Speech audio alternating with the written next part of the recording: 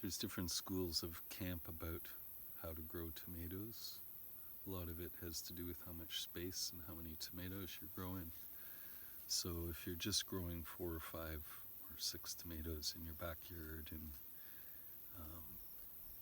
you bought those hoop things with the 3 hoops, and they kind of, I don't think they actually work that well, and they're anywhere from $4 to $9 or something a piece. So you're kind of, I don't know, I wouldn't get those myself. I don't think that's the way to go, even for a small scale thing. But definitely, we plant about 100 tomato plants a year. So to have to stake or to buy 100 of those things, you're talking about $400 then. And yes, you can reuse them for, decades. But still, I don't think they work that well, because when the plants get really big, the top hoop's only about that big. And, tomato plants, as you can see behind me, the vines get 3-4 feet easily. And so they're still flopping down. The idea of staking the tomatoes is to keep the fruit off the ground. That's the primary thing. The secondary thing is to gain more vertical height. So if you have it as the kind of back part of your garden, the front part facing south, the back part, you can, trellis them up. And in a regular season, the tomatoes here get about 5-6 feet tall, something like that. I don't feed my tomatoes tons and tons because I want them to produce earlier than later. So that's one big trick about growing tomatoes. So this way of staking, you can use a stake per plant and tie the plant to it, and that works even more poorly than the hoops, because then you got the stalk tied, but all the other branches just kind of leading right vertically down, and sometimes even will rip the arms right off the main stalk of the vine. So that's not so great either. So I developed this method, I suppose, from kind of trying that other feeble method and then starting to box stuff in. And then so now what I do is I plant a zigzag. So 2 rows about 2 feet apart. Each plant is about 3 feet apart, and it goes don't. And then I build what I call a crib around it. So every 2 plants, I'm putting in a stake right to the corners, and then I'm putting string around, and then I'm putting string through, and I'll show you a couple different examples of that. This year the tomatoes got frosted twice, and so they, in a sense, had their tops pruned off and went very bushy without any of my say. And so I have been suckering them a bit. And, I've heard there's 2 different camps about suckering and staking, and some people just let them go wild. But the thing about that is they're tropical plants, and so they never seem to really learn that the frost is coming and that the end is coming. And so that the way tomatoes would grow in the wild is they would just grow and vine on things, the fruit would seed or weigh the plant down, the plant would weigh down, it would root in again, and it would just keep moving like a vine through the understory, open edges of the jungle. That would be its kind of natural place. And so it wants to climb on things, and it wants to kind of just sprawl on things. And And so to expect it to go up a straight thing or to adhere to any particular thing is quite against their nature. But what I do is I make kind of you will see it like a cat's cradle. So in a sense they can go anywhere and they'll be supported. The fruit can be generated anywhere and kind of lobbed over that particular string. And so I use, well, way less than half as many stakes as most people would use. So for 100 plants, I still need 50 stakes, but I don't need, like 400 stakes or something like that, because the string crib that we're building between the stakes catches all the vines and holds all the vines up, and they can grow up vertically. Hopefully we'll get some more shots. We still have a couple months in the growing season. But again, they are dwarfed this year because of the early frosts.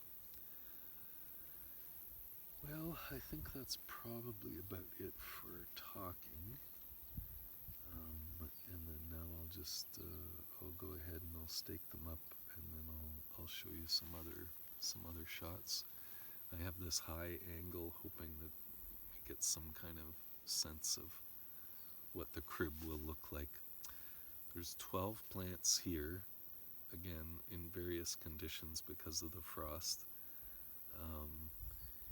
and we will use 6 stakes. 4 in the corners and 2 in the middle on each side, and then string it up. I suppose this video could also be called how to put the least amount of effort and the least materials into staking your tomatoes effectively. So one of the things that you're going to need is stakes, and you're going to need twine. And twine is specifically a very simple sisal, ideally, that's been twirled, and that's why they call it twine, because it's been twined. So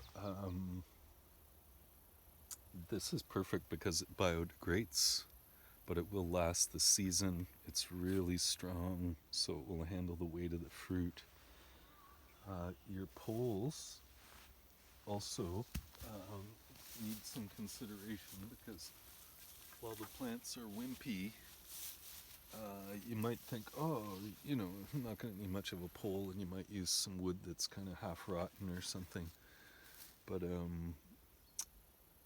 you really need a good, straight, solid piece of wood. It doesn't have to be hardwood, but straight is important for being able to pound it in and for it to be able to take the weight. The string actually spreads the weight collectively around the plants. So,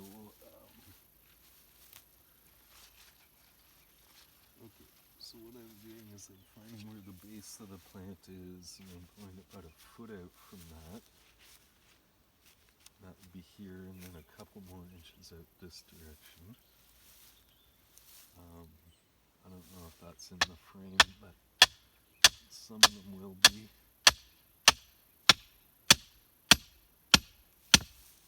That went about a foot down.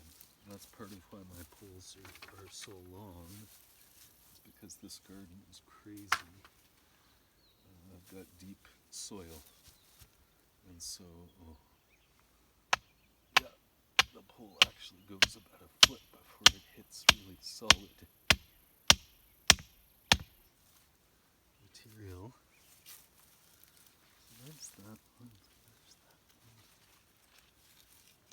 Probably put a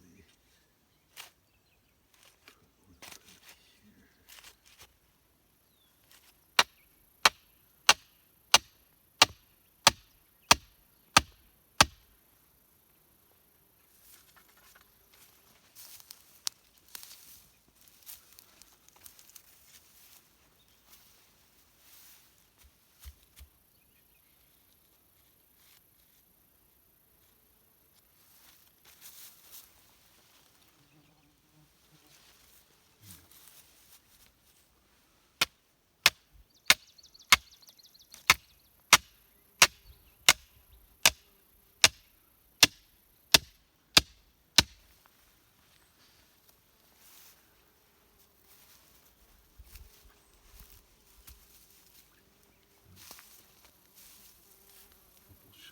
this down at the end here. Of course, equally important.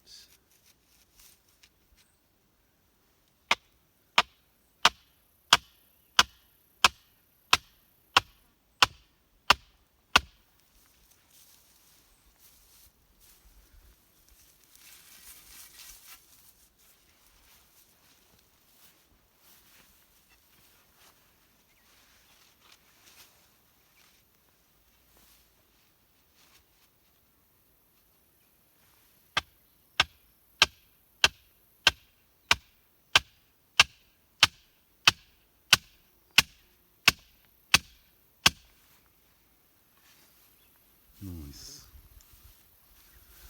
There we go.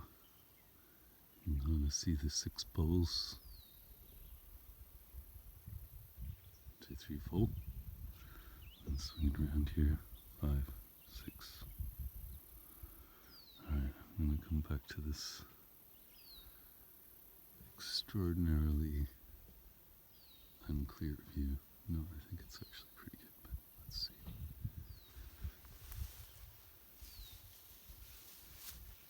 Alright, now for the first layer of string.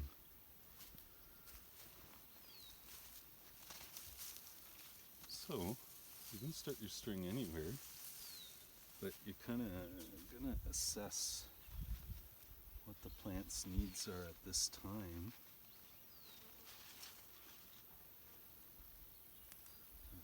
These plants are getting on to about 3 feet tall. So if I put this first one at about 2 feet, 2 feet up, that should be fine. If I had started this all much earlier, then I might have started just 1 foot up or something, and then followed them up as they grew. But as this season was, I was just so enamored to get any growth, I didn't want to start ruling it or cutting it back, which is what I'm doing now. Right, so that's at that 2 foot level. These plants are a little smaller on this edge, so I'm going to drop it down to 1 foot over here.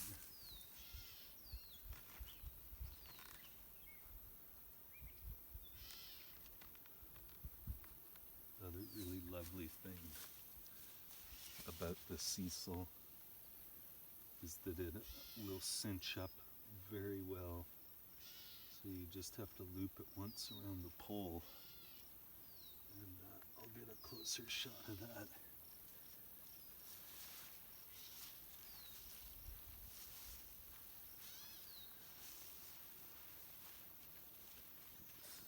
There we go. So I swung around the pole with the loop, with the string, ball of string, and then once through, and then we're on our way. And so this pole gets looped, and then cinching it, you go this way and then pull it that way, and it locks in place. And this can be made very, very tight. And then when you move on to the next pole and you're cinching that up, it reinforces the previous pole, and in a sense they do all make it much stronger, because each is supporting each other. The ones on the corners obviously have to take the load, and for that reason, if your poles are at all dicey, don't put them on the corners.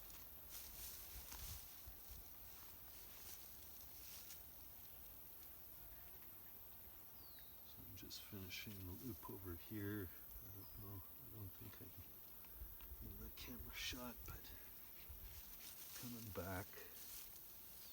Yeah. And so there, I've made the one round. So basically already there's 12 plants that have been staked, supported. They're good to go. Now I'm going to separate these a little bit so they all have a bit more space.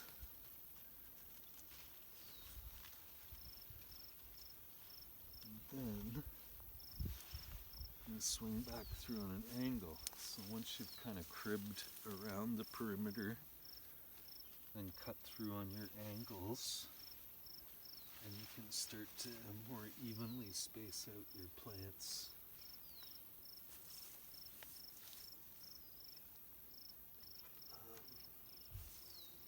So they all get light, and so they all get space to grow.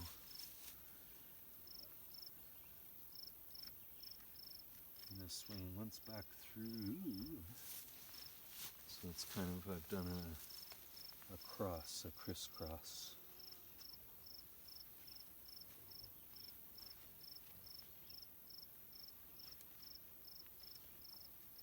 I'll loop around just to support that. And I'm going to go crisscross on this side. So first I crib things in, and then I crisscross. And then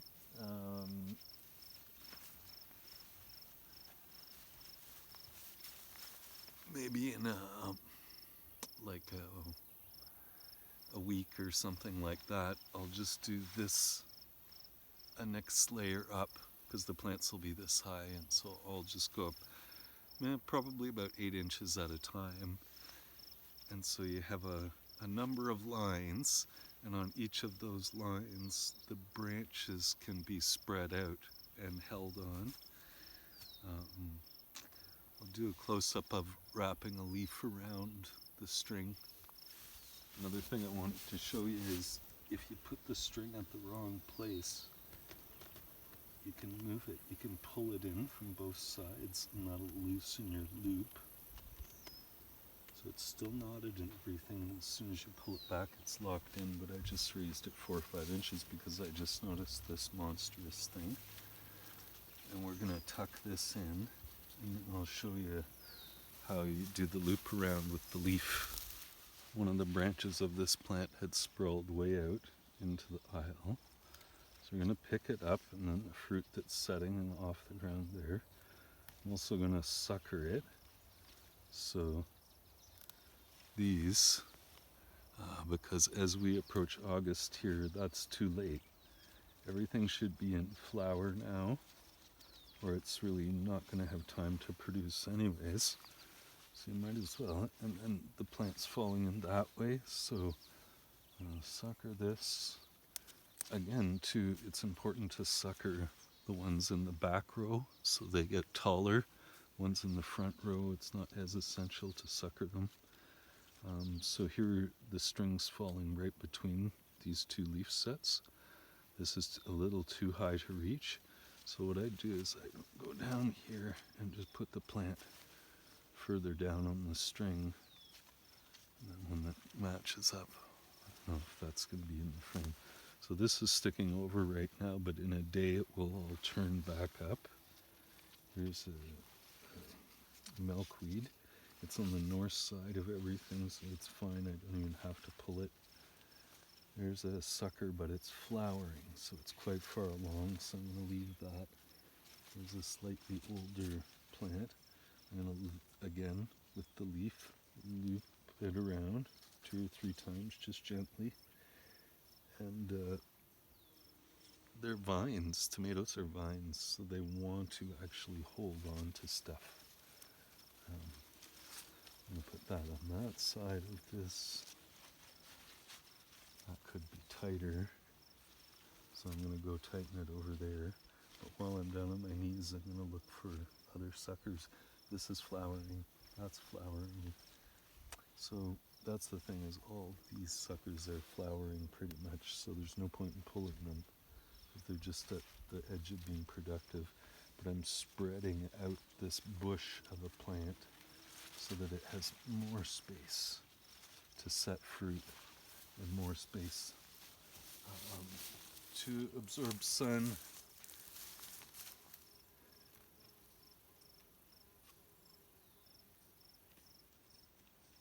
Yeah, there we go, tighten up that line a bit.